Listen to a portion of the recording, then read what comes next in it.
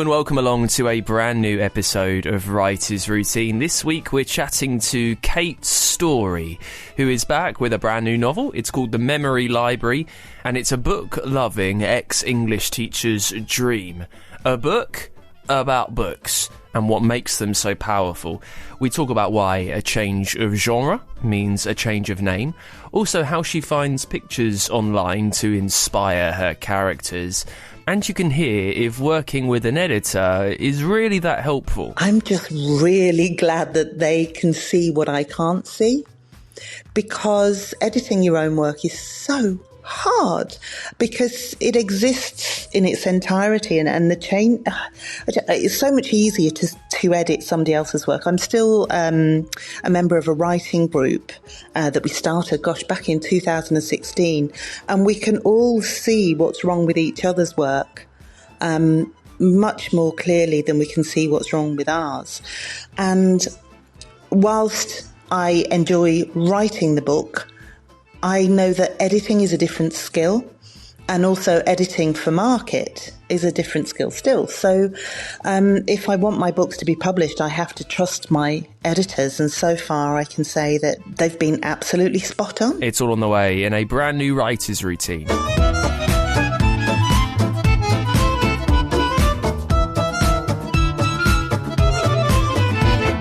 Yes. Welcome along. My name's Dan Simpson. This is Writer's Routine. It's where we take a look through an author's working day. We see how they get stuff done.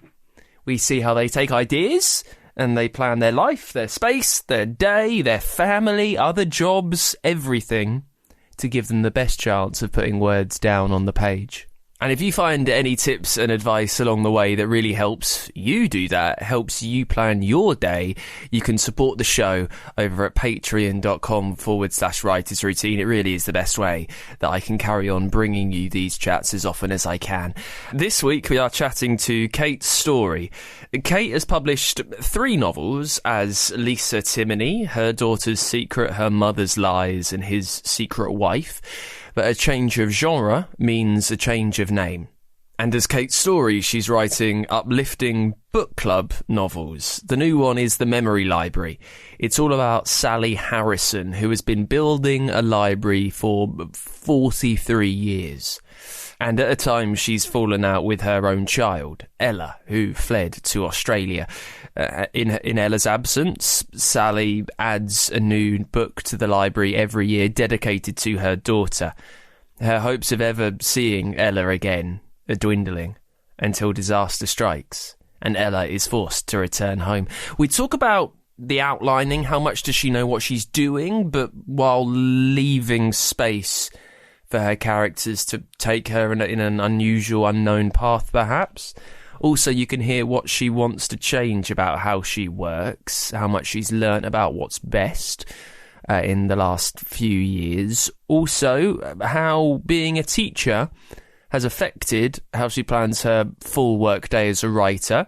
We chat about why she's had to watch for jokes and how far the finished book is from the first idea. And we kick things off, as we always do, with Kate Storey and what she sees around her in the place where she sits down to write. So we are in my office at the back of the house. It's right next to the utility. So I have the sound of the washing machine humming in the background. I have the computer in front of me, lifted up to eye level and a keyboard lower down. Above my desk, I've got clips on a wire sort of strung across the wall. And on these clips, I have pictures of my characters because I'm quite a visual person. And so if I'm thinking about how a character would react or respond, I look up at them and I think, yes, you would do that. And so I have to have them there really in order to inhabit the voice. To my left, I have an orchid that has just opened. It's sort of a leopard print, purple and white one, which looks quite dramatic. To my right, I've got a picture that I drew in my first ever life drawing session, which sounds a bit weird, and it's quite rubbish. It's quite a rubbish picture. But the reason I love it is that I hadn't done any artwork for about 20 years, not since I did my A-level art. And I went to a life drawing session just thinking, well, this will be fun. Some friends were going. And I realised that I could do it. Not brilliantly, but I could still draw. And it was such a mindful experience. And it was so, I don't know, so relaxing and so calming that I have got this picture framed on my wall. I say framed, I just put a cheap frame. And it reminds me of how I felt when I did it. And so that's why that's there, not because I think it's great or anything. And then to my left on the desk, I have editorial notes and plot outlines to remind me of where I am in my text, because I'm very much a plotter. So that reminds me of where I am, what my next moves are. And behind me is a mess. Basically. Okay. I'm intrigued by the pictures of your characters. I mean, how have you sourced them? Is this something that you've drawn yourself? Is it composites that you've made from things online? Maybe it's stuff from the book covers. What's that? It's pictures that I found online. So I have just gone to Google Images and put in something like a 50-year-old woman with short dark hair. And which is interesting because if you put in a 50-year-old woman, you either get really young women or really old women. We don't exist, women in middle age, apparently. You've got to do quite a lot of trawling to get the right character there. But yes, they're Google Images, and I tend to know immediately when I see the right one. It might be something in a smile, or it tends to be the character on the face rather than what I've got in my head. I tend to be able to just see that character and think, yes, you are that person. And so I print it out and clip it up, and from then onwards they exist. When you first have the idea for a story, I would imagine you might have an idea of who this 50-year-old woman is going to be. How much does that get in the way with the picture that you have, that you find? It doesn't get in the way because I've got to match the two. So even if in my head they're a certain way, if I see the picture and it sort of speaks to me, which sounds a bit silly, but and it's that person, they meld, they become the same thing. So I try not to limit myself by what I thought they looked like, because I've already sort of input that particular type. If it is, as I say, a woman with short dark hair, I've got that in there. But the scrolling through, I try and keep an open mind until I find the actual person. Right, okay. I very much enjoy that way of doing things. And you were talking about your plot points. You're a heavy plotter. Into how much detail do they go? I mean, if I sit in your office by the utility room and read a few of the sentences, would I have head or tail of what's going on, or is it quite unique to you? It's not particularly unique, actually. I'm a person who likes structure, so it would. I tend to follow the save the cat thing. So I will know what my opening image is. I will know what my inciting incident is. And I will know where my midpoint is. And so I will tend to write a few paragraphs, first of all, describing the character, excuse me, and their motivations and their background and things. And then on the next page, I will have an outline of what I'm going to write. So I don't do a chapter outline, because I think I would find that a little bit limiting, because quite often the characters go off in a direction that they've chosen rather than you've chosen.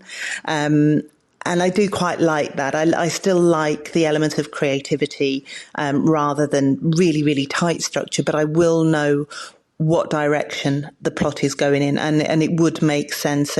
So my outline would probably be a very long synopsis. So you've got your synopsis. In your experience of writing and publishing novels, how often is your final print, the book that we read, how often is that properly 100% like what your synopsis is? How often do those two really diverge? Ooh, that's a good question. I would say 60% similar to the synopsis. But as I'm sure you know, the editor may well have a different idea, even if they've agreed, the synopsis and the first draft when you've talked about it. Obviously, this is a book that the second in the contract or the third, for example, that isn't already written. If they've agreed the synopsis, then they may well decide that you need to take an entire character out or add another strand in. So there's always going to be a significant change, I would say. When I've written it, I would say it's probably 80% similar, but what gets published, I would say, is 60%. I just made that up, but I think that's probably the case. How does it feel to be an author and you dedicate so much time to your characters and you put so much work into telling a story, yet you're then told by an editor or a publisher, whoever it is, that that's not what they want? I mean, they're doing it for a reason, right? You want your books to be sold, so you have to be grateful to a degree. But is there anything along the way that makes you feel, hang on, you don't know this as well as I do? Do you know what? No, I'm just really glad that they can see what I can't see, because editing your own work is so hard because it exists in its entirety, and the change, it's so much easier to edit somebody else's work. I'm still a member of a writing group that we started, back in 2016, and we can all see what's wrong with each other's work much more clearly than we can see what's wrong with ours.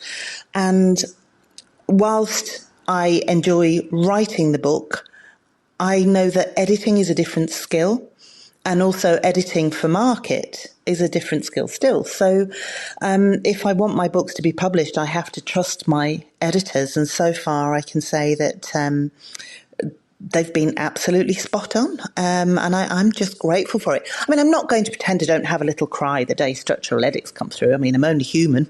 It's always grim to see the amount of work you've got to do to something that you think that you've handed in finished. But certainly, I've published 3 books under my own name, Lisa Timoney, before with Avon, and then the Kate Storey book. And all 4 of them have been vastly improved by the edits that I've been given by other people.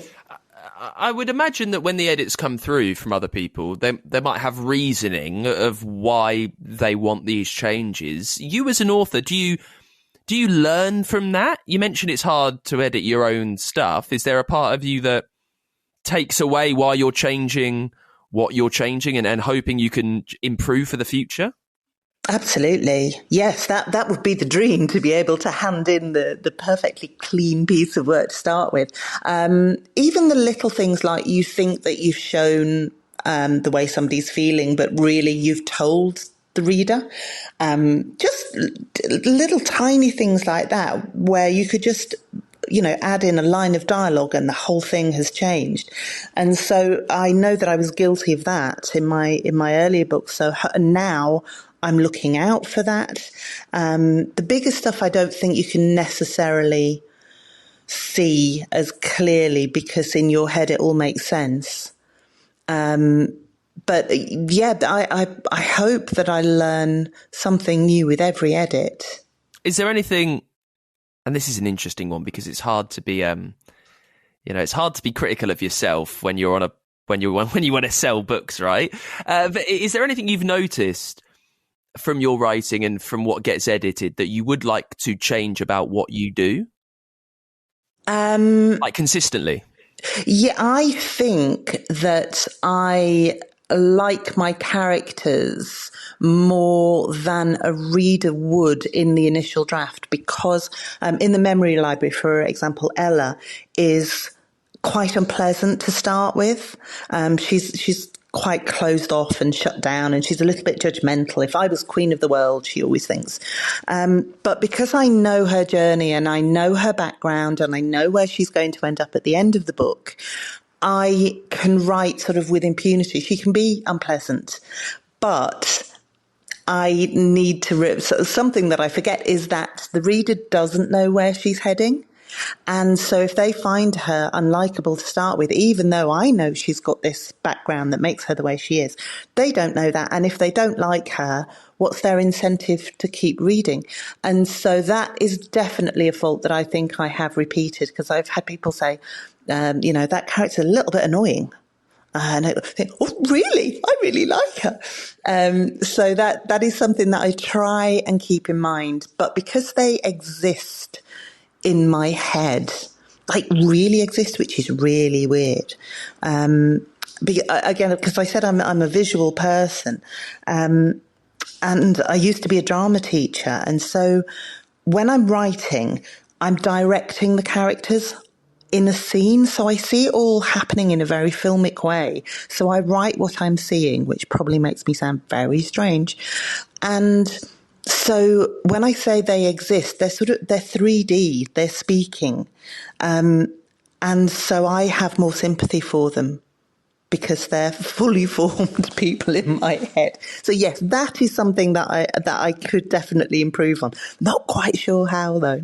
Well, I was going to ask that next. Like, it seems simple enough, right? What you need to do, you need to make this character more likable.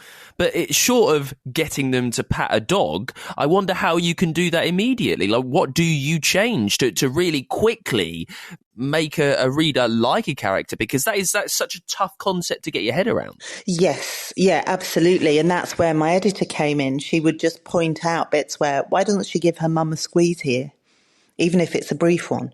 And you think, of course she would do that. And yeah, I mean, petting dogs is always, that's a good thing. I mean, I've got a cat who doesn't even like this woman to start with. She is not entirely likable, but I'm trying to add in redeemable qualities early on. And as I say, it's something that I'm bearing in mind, but whether I'll achieve it or not without the keen eye of an editor, we'll I don't know, we'll see in future if I'm ever lucky enough to be published again. These characters inhabit your head all of the time. And even if I'm awake in the night, that's when I tend to have an idea of how I could fix a plot problem. So I don't think there are many writers who have a working day. It's the weirdest job in the world. But I would ordinarily aim to be at my desk about 9 o'clock in the morning. And if I'm writing a first draft, what I will always do is go through what I wrote the day before and put some lipstick on it, really, and hopefully tighten that up, improve it as much as I can, and then I will move forward and write the next block. Now, usually I aim to write about 2,000 words a day, which I think sounds quite a lot, but that's the way I work. I do tend to write the first draft quite quickly, and I even write at weekends when I'm writing a first draft because I tend to be in the flow. And those 2,000 words, when I'm about 70 or 80% through, tend to turn to 3,000, 4,000 words because I find it's like cycling downhill. I get a little bit overexcited and I know what's coming. And so I do tend to write the denouement quite quickly. So a first draft, yeah, that will be what I'd be doing. Now, I do take regular breaks because neck and shoulder issues. I got a frozen shoulder when I was writing my first book, and I've realised since then that you can't just sit at a computer for hours on end and not have it have significant effect on your body. So I've got my yoga strap in the kitchen, so I come out and stretch with the yoga strap, moving the shoulders. I've got this peculiar thing that I lay my head on. I can't remember what it's called. I think it's called a neck stretcher or something. And it has been life-changing. Really, really helped the pain in the neck. So I do that a few times a day so that I don't end up, in agony whilst writing and unable to write.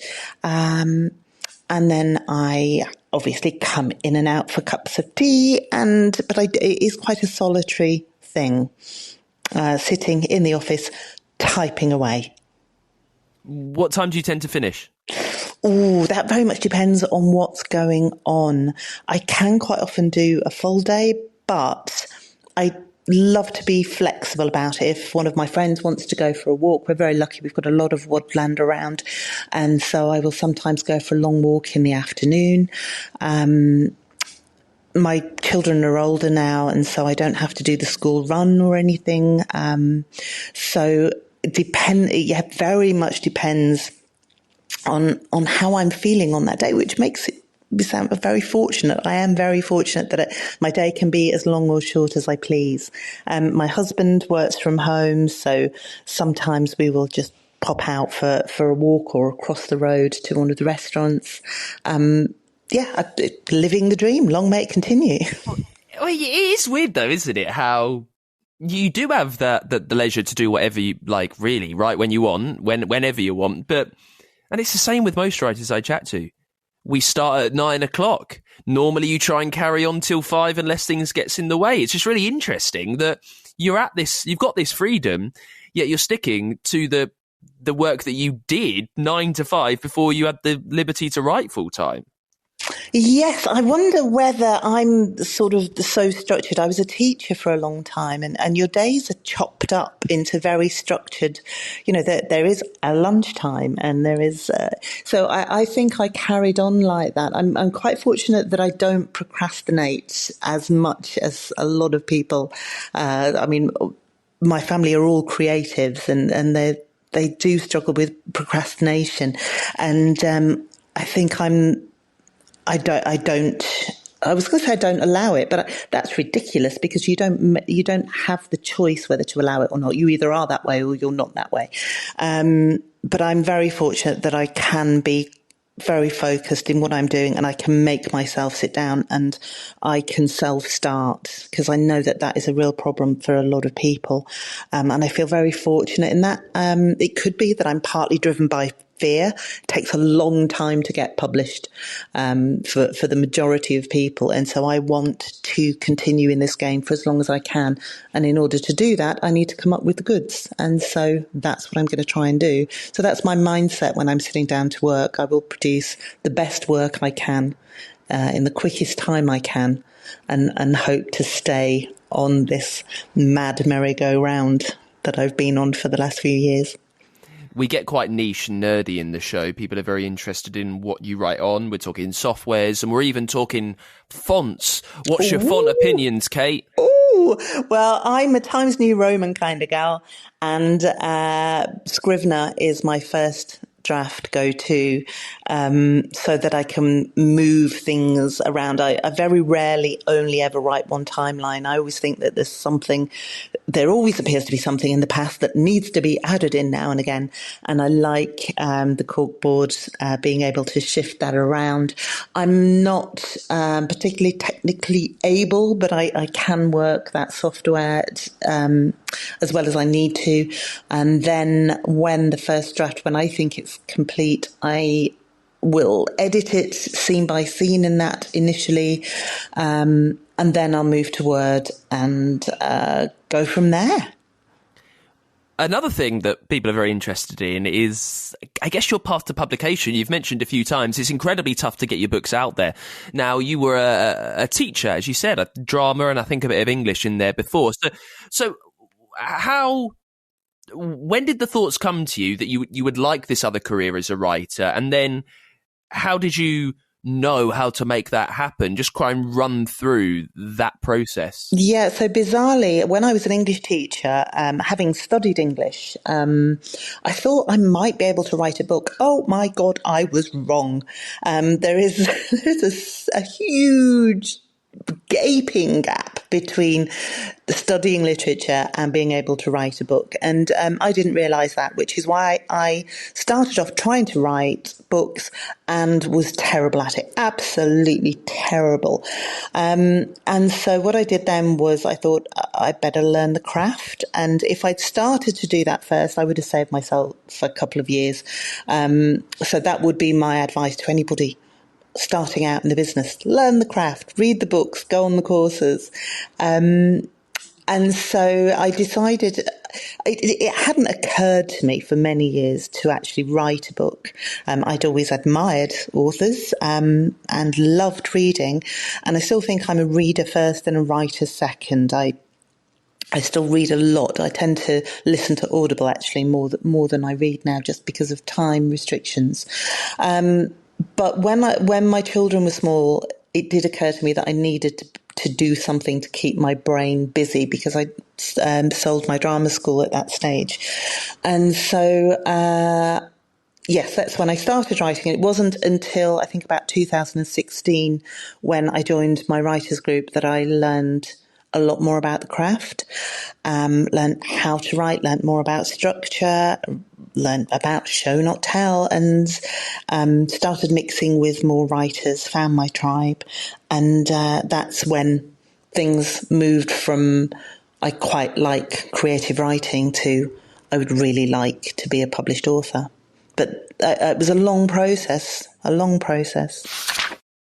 Yeah, more with Kate on the show in just a second. Very quickly, I want to pop by and thank you very much for listening, and to say if you're enjoying what you've heard, if you've got any tips in over 300 episodes now that has helped the way that you do your thing, that you plan your day, you can help us carry on for that over at patreon.com/writers routine.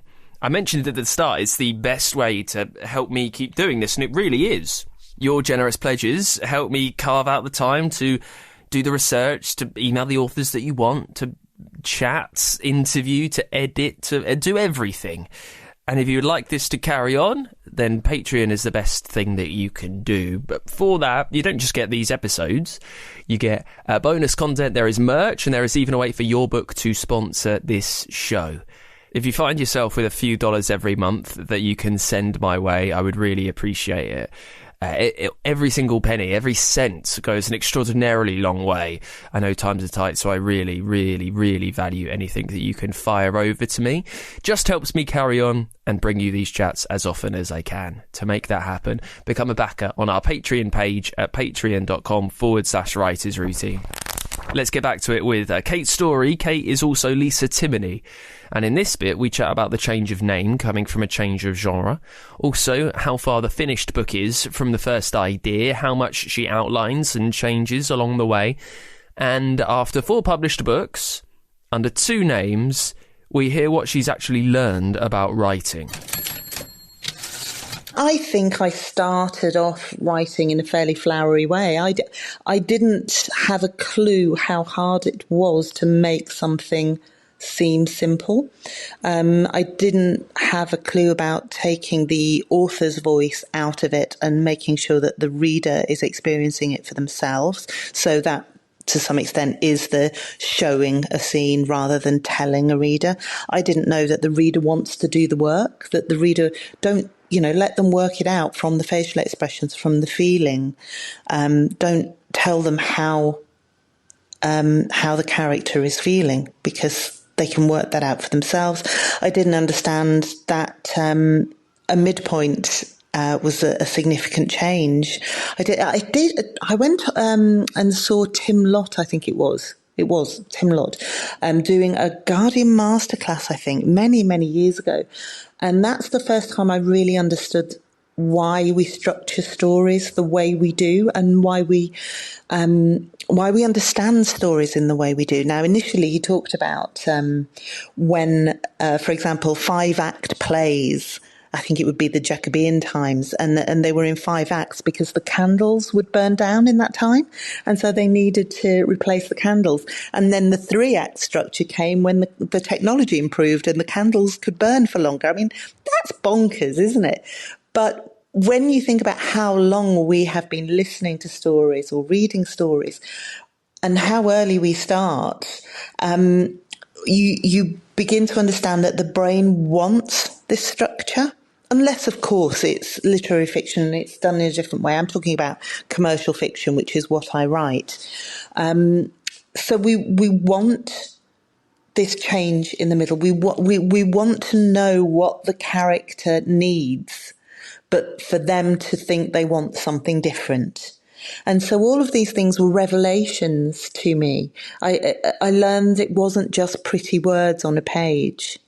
I learned that you have to make the reader feel a certain way and lead them in a certain way for them to find what you're writing satisfying. Let's talk a little bit about the change of name and what that means, if we can. Because so you published 3 books under Lisa Timoney. That's your name. That's right. So they are family dramas, and I suppose they're domestic suspense. And so when I decided to write the Memory Library, which is essentially an English teacher's dream, a book about books, I knew it needed to be really uplifting. And although there is the mother and daughter element to it, it's more a book about books. It's more of a book club book. And so it is a different genre. So I talked about it with my editor, and we decided that because it was a very different style of book, we would use a different name for it. And in fact, I have to say, I've got another book coming out in 2025 under another name, because that's completely different. That's a psychological thriller. Now, that hasn't been announced yet, so I can't say much about it. But I read very eclectically. I love literary fiction. I also love a good psychological thriller. I love an emotional, uplifting book. And so it's natural to me, really, to write in different genres, but publishing is what it is. It likes you to be in a particular sort of, not a box necessarily, but the worst thing you could do is disappoint your readers. And so if Kate Storey's readers went to read my psychological thriller, if I was using Kate Storey for that name as well, they wouldn't be getting what they expected. So we're keeping it simple. How much did it feel any different writing under a different name, suddenly being Kate Storey? Did it feel like you were adopting a character and the pressure was slightly unique than it might have been if you were still Lisa Timoney? That's an interesting one. I don't know. Perhaps the risk is less to some extent, because you might only write one under this name unless the book does particularly well, or you might have the opportunity to write more. But I mean, it's quite weird being called Kate, but I don't mind that. You know, I've got lots of names. I was adopted when I was a baby, so I've got a name, a birth name. I've got my name from when I was a child. I've got my married name, and so really, yeah, I'm quite unusual on that front. That I'm not quite as wedded to any individual name as your average person might be. And in the genre switch, I mean, you mentioned just a second ago how when you decided you wanted to properly write, you went away and you learned how to do it. Well, moving from one genre to the next, did you do something similar? What did you do that let you tap into writing book club fiction as opposed to your more family drama? That was not as difficult as a psychological thriller, really, because I suppose it still had the family element to it. So what I did there, I think, to create more of the book club stuff was obviously involving much more literature, but it needed to be lighter. It probably will make you cry a little bit, but it has a lot more lightness. So I've got a cat called Hadron Collider in there who walks into everything, and I've got some really interesting secondary characters who add quite a lot of humour. So the humour element is quite important to me, and that's something that I had to strip out in the psychological thriller. I mean, I remember my editor and my agent actually saying to me, right, we're going to watch for gags. There can't be any. There can't be. This is not the place for the humour, Lisa. And I was sort of sitting there going, all right, then I'll try really hard. And there's some backstory in that where I've been allowed to be a little bit lighter, but it really is quite a dark book. But the variety it's great fun. It really is. It keeps you on your toes. I like it. But when you're talking about uplifting book club fiction and having those lighter moments and having the gags in there, is that something that you knew already? You knew that this genre necessitated that? I think it's my natural style of writing. I think that, I don't know, I think I'm a bubbly person who has got possibly a darker side. So I think, excuse me, it wasn't, it came quite naturally. It was less natural to write without the jokes. They're not actual jokes, the humour. I was talking to my editor at the time, and the third Lisa Timoney book had just come out, and I was buying somebody a birthday card. Well, I bought somebody a birthday card, and I said, "Do you know what? I've just spent £3.45 on a birthday card, and my book's out for 99p. What's that all about?" I said, "There's 80,000 words in there," and we were laughing about that. And I said, "I'd rather get a book from a birthday with somebody inscription in the front than I would a flipping birthday card." And we both agreed on that, and then we said, actually, that's a really good idea for a book, isn't it? Wouldn't that be lovely if somebody built up a library for a loved one? And that's where the story came from. And that is a beautifully concise elevator pitch of the novel. So what happened next? You mentioned that you're a plotter, that you get to know your characters and the road that they're headed quite well. What did you do? What questions were you asking? What were you researching before you started writing? The first thing I needed to think about was what could have happened in the past so that somebody was estranged from their parent, so that the parent was left with this gaping hole in their heart that they were trying to fill. And they managed to fill to some extent with the community, because I knew I wanted it to be about a community of people.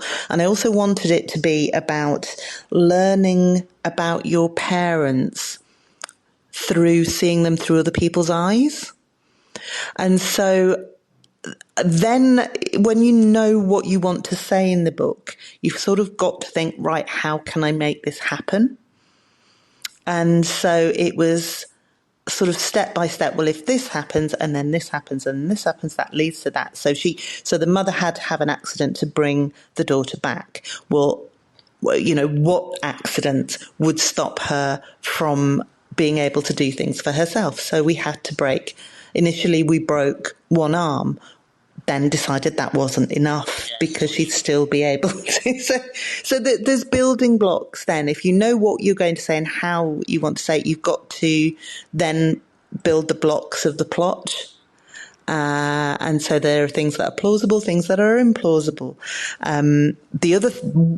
One bit I loved about writing this book was choosing the novels that were going to be that had the lessons that we wanted Ella to learn. And so the first thing was the love story, the unrequited love story that was going to be central to Sally's experience, the mother's experience. And so we chose persuasion for that one. And it just was just the perfect book. It's just the perfect book. And I wanted to show to Ella, that her sort of just earning loads of money wasn't enough. I wanted her to learn that there's much more to life than the material stuff. So The Great Gatsby, there's just lots of there's 21 wonderful books inside the memory library, and choosing that was fantastic. I'm just waffling now, aren't I? I'm sorry, I'm just... No. Were you tempted to add any Lisa Timoney books in there? Oh, so tempted. I also just wanted to put loads of my friends' books in, but I think it would have just, I suppose if I put one in, then all the rest of them would be like, why not me? So that wasn't a road I could go down, but it was very tempting. So you've got your characters here, Sally and Ella, as you say. Ella is the child. So you've described the journey of getting to that plot, what you're asking, so you can move around the pieces, right, and get these two people together. Yes. What are you doing to get to know them as characters, so that when you are scanning through pictures online, you can see one of their smiles on Google Images and you think, that's the one for me? How are you figuring that out? Well, I knew how old they needed to be, and I knew what kind of people they needed to be. So Sally was a primary school teacher. And having been a teacher myself, although I taught secondary, I'm still in contact with a lot of the kids that I taught. In fact, on World Book Day, I'm going into one of my ex-students' schools. He's the headmaster now, which makes me feel very old, but I'm going in to do a talk. So I wanted Sally, one of Sally's ex-students, to be part of the community, so that Ella saw how loved her mum was as a teacher. And so there's little things like that where you can get your message across.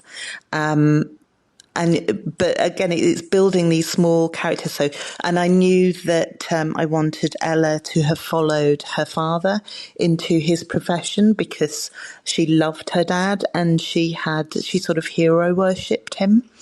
And I wanted, in the end, for her to question whether that was the right thing to do or not.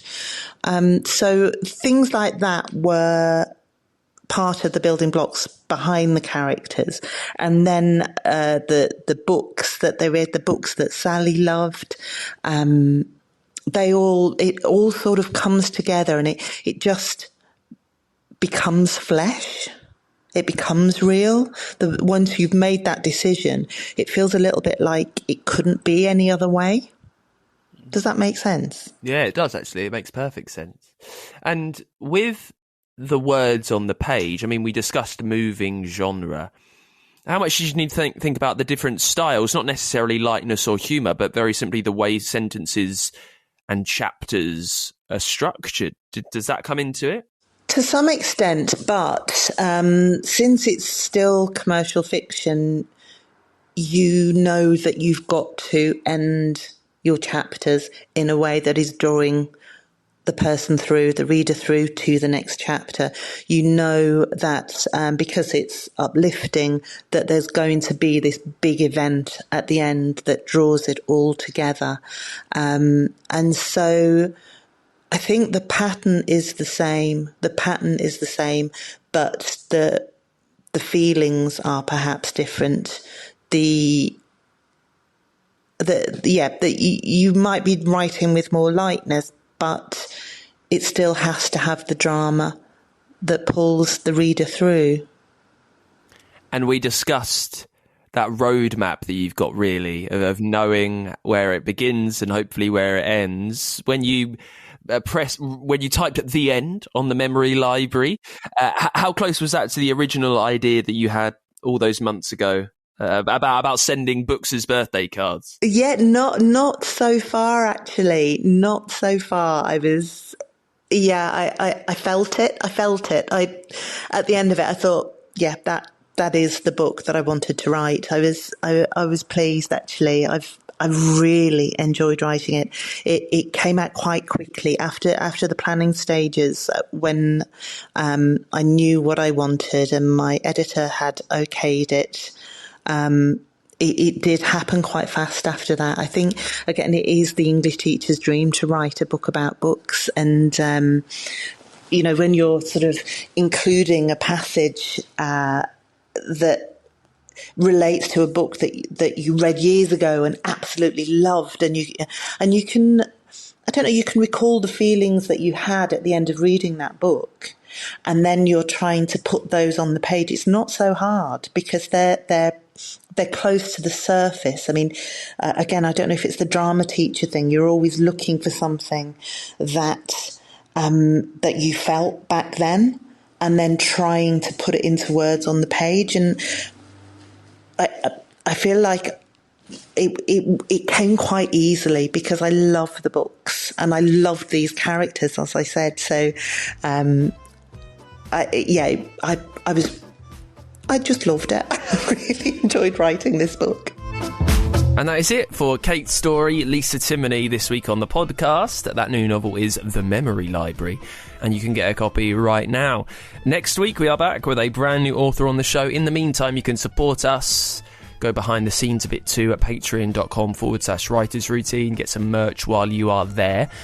You can get in touch with the show at WritersPod over on X. You can drop me an email as well using the contact page at writersroutine.com. And I will see you next week with a brand new author on the show. Until then, thanks for listening. Bye-bye.